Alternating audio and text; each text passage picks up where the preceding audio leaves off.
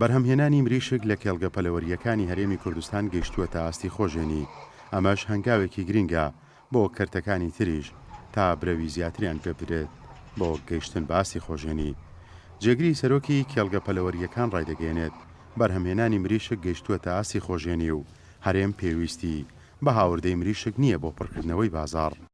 بە تایبەتی لە سنووری پارێزگای سلەیمانی بە حکمی ئەوەی زۆرترین پرۆژە کەوتوێتە سنووری پارێزگای سلەیمانی بە هەڵەبجە و گەرمیانەوە، بەڵام مریشک لە 100% زیادە پێویستیمان بە مریشکی دەرەکی نێبێتە ناو هەرێمی کوردستانەوە.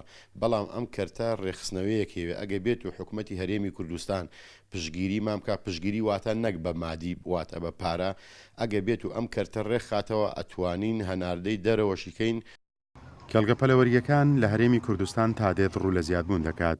ئەو زیادبوونەش بووەتە هۆی ئەوەی کە بەرهەمهێنانی مریشک لە هەرێم بگاتە و ئاستەی بازاڕەکانی هەرێم پێویستی بە هاوردەی مریشک نەبێت لە دەرەوەی هەرێم.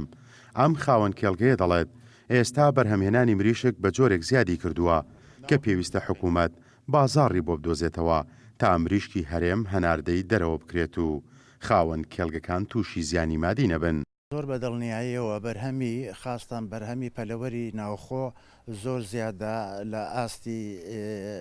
لە ئاستی کوردستان، بۆیە پێویستە حکومەت بە جددی بێتە پێشەوە بازاڕێکی بۆ بدۆزێتەوە. من داوا ئەەکەم لە حکومەتی هەرێمی کوردستان ئەو بەرنامەکارەی کەوا ئیعلانی کرد لە پێکێنانی ئەم کابینەیە، ئەو بەرنامەیە پەیڕەوکە، ئەو بەرنامەیە تەطبیقکە.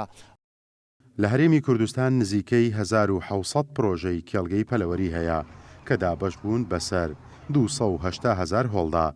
زۆرترین پرۆژەش کەوتووەتە سنووری سلێمانی و گەرمیان و هەڵەبجە و ئیداری ڕاپەڕین کە پێک دێت لە 850 پرۆژە و 1300 هۆڵ. لە هەمان کاتدا تەنها لە ساڵی 2019دا لە سنووری سلێمانی 50 پرۆژە زیادی کردووە. لە گەرمیان و هەڵەبجە و ڕاپەڕێنیش 35 پرۆژە دامەزرێنراوە. ئەم پرۆژەی بەخێوکردنی پەلەوەریانش لە هەرێم بوونەتە هۆی ئەوەی زیاتر لە 700,000 هەلی کار بۆ هاوڵاتیان دەستەبەر بکەن. پێشڕۆ مەجید، گەلی کوردستان، سلێمانی.